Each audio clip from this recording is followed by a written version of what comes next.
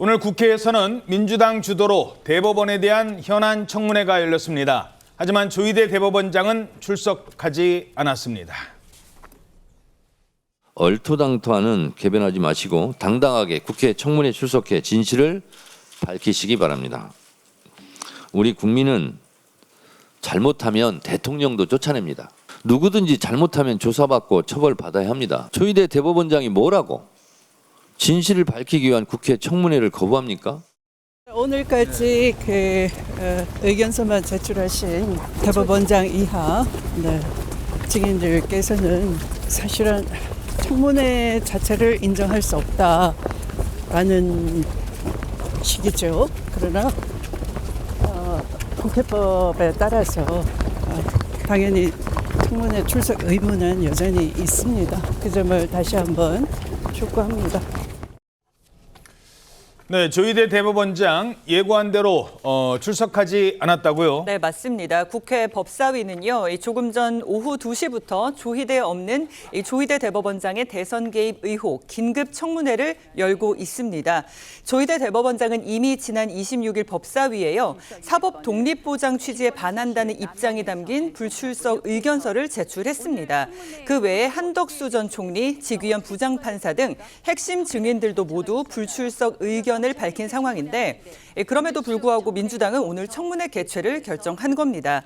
대법원이 지난 5월 당시 대선 후보였던 이재명 대통령의 공직선거법 사건을 유죄 취지로 파기환송한 경위를 집중 추궁할 계획이라고 하는데 특히 민주당 서영교, 부승찬 의원이 제기한 조 대법원장과 한덕수 전 총리의 회동설도 다룰 것으로 전해집니다. 조희대 대법원장이 출석하지 않았지만 청문회는 시작됐습니다. 이러자 국민의힘에서는 이런 입장을 밝혔습니다. 조희대 대법원장을 비롯한 대법관들이 불출석을 선언한 것은 너무도 당연합니다.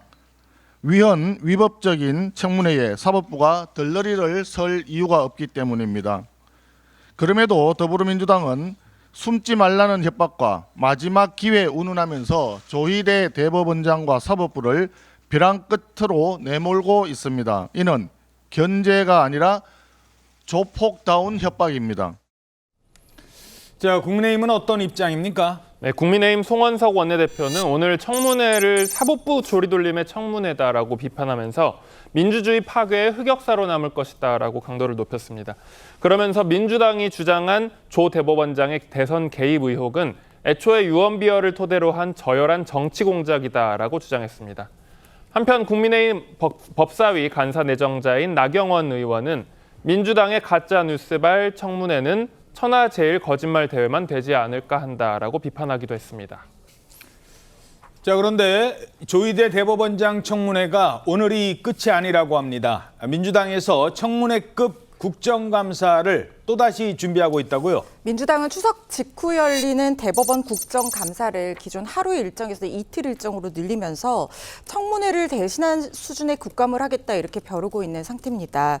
국정감사는 조 대법원장이 기관 증인으로 출석 의무가 있는 만큼 이 자리를 사실상 조희대 청문회에 준하는 수준으로 치르겠다는 건데요. 특히 대법원장은 국감에 출석해서 감사 초반에 간단한 인사말을 하고 퇴장하는 것이, 그러니까 이석하는 것이 관례였는데 이번에는 조 대법원장이 국감 내내 착석을 해서 법사위원들의 질의에 응하게 될 가능성도 제기되고 있습니다.